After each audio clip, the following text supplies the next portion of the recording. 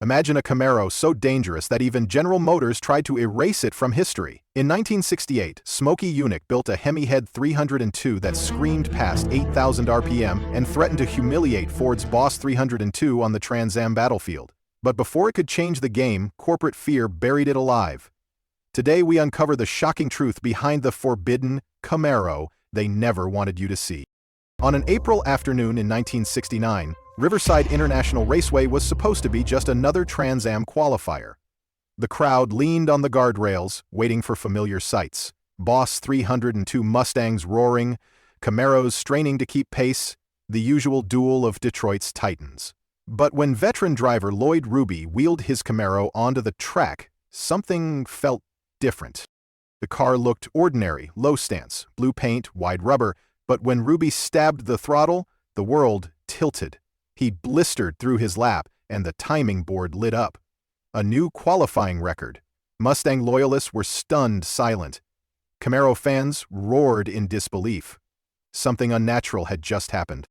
Officials swarmed. They demanded the hood be opened. What they found was not the standard iron-headed 302. Sitting there was a Frankenstein creation. An aluminum-headed, canted valve Porcupine 302, built in the shadows of Smokey Yunick's Daytona garage. Twin Holly carburetors fed a one-off intake.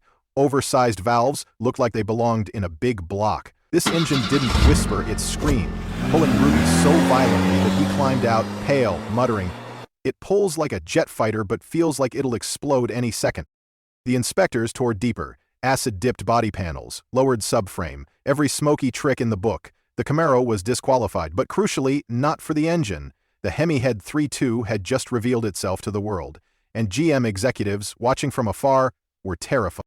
The Riverside Camaro wasn't just fast, it was forbidden. Rumors swirled that dynos had seen over 500 horsepower from only 302 cubic inches. If unleashed, it could humiliate Ford's Boss 302, rewriting the Trans Am war overnight. But therein lay the problem.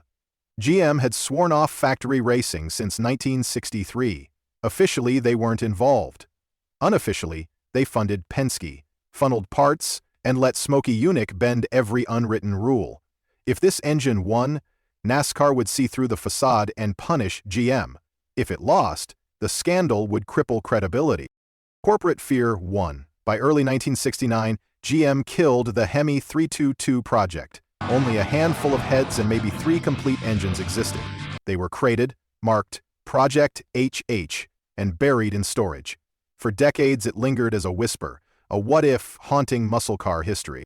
But to understand why GM risked everything on Smokey's outlaw engineering, we have to rewind. The desperation that created the Hemi 302 began not at Riverside, but in 1964 when Ford launched a car that ignited an entire era. The Mustang was more than a sales success, it was a cultural earthquake. April 17, 1964. The New York World's Fair was already buzzing with spectacle when Ford pulled the cover off a car that would become a cultural bombshell, the Mustang. Priced at just $2,368, it promised something America hadn't seen before, a stylish coupe for the everyman, with performance in its veins. Ford expected maybe 100,000 sales in the first year. Instead, they sold 22,000 units on the first day. By year's end, over 418,000 Mustangs had galloped out of showrooms. Dealerships had riots on their lots. Teenagers begged parents. Returning GIs signed notes on the spot. The Mustang wasn't just a car, it was an identity. The formula was genius. Long hood, short deck, wide stance. Buyers could start with a thrifty inline-6 or step up to a throaty V8. It was modular performance before the term existed. And the marketing? Ford branded it the car designed to be designed by you. From fastbacks to convertibles, chrome trim to rally wheels, buyers could tailor their Mustang like a personal uniform. It wasn't the engineers alone who made it legendary, it was the way Ford sold freedom to an entire generation. Chevrolet, Pontiac, Dodge, every rival saw it. In showrooms across America, Camaro and Firebird weren't even born yet, and Mopar's Barracuda was already looking old. Ford had created not just a car, but a new class, the pony car, affordable, stylish, and attainable muscle. And they didn't just want showroom bragging rights, they wanted trophies. And they wanted the trophies they could trophy. That's why, in 1966, the Mustang stormed into the new SCCA Trans Am Series. Jerry Titus at the wheel, Shelby's fingerprints on every panel. They won the inaugural championship. Chevrolet's pride took a direct hit. Ford had stolen the youth market, filled garages with Mustangs, and claimed racing glory in one stroke. GM's response had to be swift. In 1967, they fired back with the Camaro, built on the brand-new F-body platform. The name was supposedly French slang for comrade, but Chevrolet marketers cheekily claimed it meant a small, vicious animal that eats Mustangs. Whether or not the translation was real, the intent was crystal clear. Camaro's launch was more than corporate competition, it was personal. Chevy offered something for everyone: 6 cylinders for economy buyers, small blocks for speed freaks, and big blocks for drag strip warriors. Over 220,000 Camaros sold in its first year, proving Ford's monopoly on cool had just been broken. But to win respect in America, selling cars wasn't enough. Prestige came on the track, not in dealerships. Enter Vince Piggins, GM's quiet engineering genius. He proposed a radical solution, a homologation special built not for comfort, but for war. It was codenamed Z28. Underneath was a Frankenstein 302, created by combining a 327 block with a 283 crank. On paper, it made 290 horsepower. In reality, it screamed well past 7,000 RPM and delivered closer to 350. Piggins's words said it best. "We didn't build a race car, we built 1,000 street cars that could be race cars." Thus, the Camaro Z28 was born, a street-legal weapon designed for the Trans Am battlefield. And while it proved formidable, Ford wasn't standing still. With Shelby-tuned Mustangs breathing harder and faster, Chevy realized they needed more than a good car. They needed a mastermind who could bend the rulebook itself. That man was already waiting, in Daytona, in a garage that smelled of gasoline, sweat, and defiance. His name, Smokey Yunick. Before Camaro became Chevy's frontline fighter, one man had already shown what bending rules could achieve. His name was Henry Smokey Yunick, a former WRI B-17 pilot turned mechanical wizard. By 1966, his Daytona Beach workshop, infamously named the best damned garage in town, was legend. The place smelled of high-octane fuel, burnt rubber, and cigarette smoke, where engines lay open like surgical patients and mechanics whispered about tricks no one dared try. Smokey thrived in the gray zones of racing, living by his mantra, "If it ain't in the rulebook, it ain't illegal." That year, Smokey introduced a car that sent shockwaves through NASCAR, the 1966 Chevrolet Chevelle. To the naked eye, it looked like a showroom stalker, but every square inch had been manipulated. Smokey had acid-dipped body panels until they were paper-thin, shaved pounds without leaving visible scars. He laid back the windshield angle, smoothed drip rails, tightened panel gaps, subtle, aerodynamic tweaks that made the Chevelle slip through the air like a fighter jet. Officials knew something was wrong the second it rolled into inspection. The car was lighter, faster, slipperier than anything they'd seen. NASCAR didn't even allow it to start a race. It was banned on the spot, branded as too radical to compete. But the truth lingered. Smokey's outlaw Chevelle was brilliant. It proved that victory wasn't just about horsepower, it was about imagination, about finding loopholes in plain sight. Smokey had shown the world that rules were just suggestions to a man willing to gamble everything. For Chevrolet, still hamstrung by GM's official racing ban, Smokey represented both danger and salvation. On paper, GM was out of motorsports. In practice, they funneled money, parts, and engineering secrets through backdoor channels. They couldn't openly fight Ford's Mustang, but Smokey could. His Chevelle proved he could make a car appear stock while turning it into a prototype killer. That was exactly the kind of thinking Chevrolet needed to counter Ford's growing dominance in Trans Am. By 1967, Chevrolet handed Smokey the keys to their new platform, the Camaro. Where NASCAR had slammed the door on his Chevelle, the salt flats of Bonneville and the open battleground of Trans Am left room to maneuver. Smokey saw the Camaro not as a car but as raw material, a canvas for mischief and genius. He acid-dipped, lowered subframes, widened fenders, and rewrote the way small blocks breathed. To outsiders, these were just Camaros. To Smokey, they were rolling experiments, missiles disguised in sheet metal. The outlaw Chevelle had been silenced, but its DNA lived on. Smokey's reputation as both magician and villain followed him into the Camaro program, where GM quietly looked the other way. If Ford had Shelby as its golden knight, Chevrolet had Smokey Yunick the dark artisan, the saboteur of rulebooks. And when he rolled his first Camaro onto the endless white of Bonneville in 1967, the world was about to see what happened when outlaw creativity met corporate desperation. The salt flats of Bonneville shimmer like a mirage. For decades, they had been the proving ground where speed records were broken and engineering reputations forged.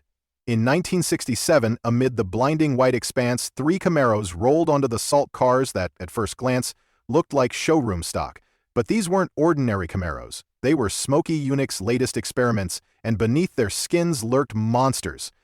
2 of them carried Chevrolet's new 302 small block. But Smokey had twisted every dial, remachined every surface. The pistons were high compression, the camshafts radical, the intake manifolds hand-sculpted.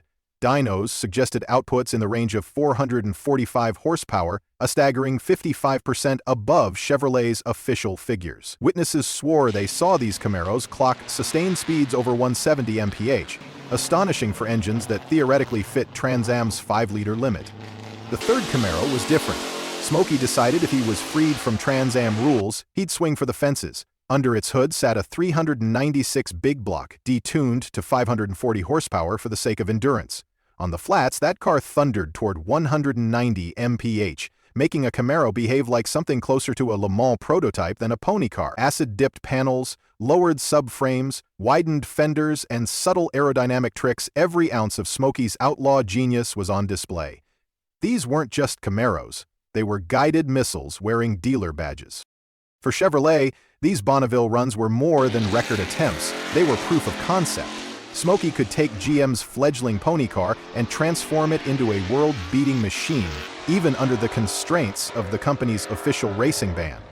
The small block missiles showed how far a 302 could be pushed, while the big block brute demonstrated Chevrolet's raw potential when rules didn't apply. Both whispered the same truth. The Camaro platform could match, even surpass, Ford's Mustang. But there was a problem. On the Trans Am grid, where the real battle for prestige was fought, cubic inches were capped at 305. Smokey's big block Thunderer was useless there, and while the 445 horsepower small blocks proved lethal on paper, they still struggled against Ford's Boss 302, which breathed better at the ragged edge of high RPM. Smokey knew that brute force alone wasn't enough. The answer wasn't more displacement, it was smarter airflow. The Bonneville Camaros had made headlines, but Smokey's mind was already moving to the next experiment. A small block that inhaled like a big block, with canted valves jutting out like quills, and combustion chambers sculpted for high RPM fury. It would be nicknamed the Porcupine, and it would become the most dangerous small block Chevrolet ever built, the Hemi Head 302. If Smokey Yunick's Bonneville Camaros were whispers of rebellion, the Hemi Head 302 was a shout loud enough to rattle Detroit. Born from the minds of renegades inside Chevrolet's engineering department, Dave Martins, a master of port design, Charlie Turner, a Chrysler Hemi veteran, and Smokey Yunick, the outlaw integrator, the project was meant to solve one problem. Ford's Boss 302 breathed better at high RPM. The answer wasn't more cubic inches, it was a new way of moving air. The result looked nothing like a normal small block. Its aluminum cylinder heads sprouted canted valves that angled like porcupine quills, earning it the nickname Porcupine Head. Massive 2.05-inch intake valves and 1.94-inch exhausts dwarfed anything Chevy had put in a production Camaro. The spark plug was moved to the chamber center, improving combustion efficiency. A one-off cross-ram intake manifold sat on top, feeding through twin-Holy 4295 carburetors, gulping a combined 1,170 CFM, nearly double what the production Z28 could inhale. On paper, it was outrageous. Whispers in Hot Rod magazine claimed 501 horsepower from just 302 cubic inches. Realists pegged sustained race output at 430 to 450. But that was still 100 horsepower more than the iron-headed Z28. During testing, the engine howled past 8,000 RPM. Drivers described it as violent, raw, almost unstable. Lloyd Ruby, after one shakedown, muttered, "It pulls like a goddamn jet fighter, but feels like it'll blow sky high any second." This was supposed to be Chevrolet's ace card, the engine that would end Ford's Trans Am reign. But the Hemi 3 and 2 had enemies not on the track, but in GM's boardrooms. The parts were fragile, expensive, and totally unsuitable for production cars. Worse, GM's no racing policy meant the engine's mere existence risked exposure. If the Hemi 302 won, NASCAR's Bill France would smell blood and punish Chevrolet's lucrative stock car operations. If it lost, GM would be embarrassed for backing Smokey Yunick, a man already infamous for his outlaw Chevelle scandal. So the axe fell. Only 3 complete engines and a handful of heads were ever made. By spring 1969, the project was officially dead, buried under corporate fear. The Porcupine Head 302 never saw full homologation, never powered a dealer Camaro, never got the chance to prove itself in a season-long campaign. It was erased before it lived. But myths don't die so easily. For decades, whispers about the Hemi 3.2 haunted garages and auction blocks, crates marked Project HH surfaced in storage units, prototype parts smuggled into back-alley speed shops. Builders resurrected the legend in outlaw resto-mods, proving Smokey's monster still had teeth. In the end, the Hemi 302 became more than an engine. It became a question. What if GM had the courage to let it live? Could it have forced Ford to abandon the Boss 302 early? Could it have given Camaro an untouchable advantage, altering the muscle car wars before the oil crisis hit? Or was it, as GM's executives believed, a bullet wisely dodged, too fragile, too costly, too radical for its time? Either way, the forbidden Hemi Head 322 stands as GM's greatest what-if, a lost masterpiece, silenced not by failure, but by fear. The Smokey Yunick Hemi Head Camaro wasn't killed because it failed, it was silenced, because it worked too well. It stood on the razor's edge between genius and madness, a forbidden experiment that proved how far Chevrolet could go when rules no longer applied. Decades later, it remains GM's greatest what-if, a ghost story haunting the muscle car wars. Do you think GM should have unleashed it, or was burying it the right call? Share your thoughts below, and don't forget to like, comment, subscribe, and hit the bell for legendary classic cars.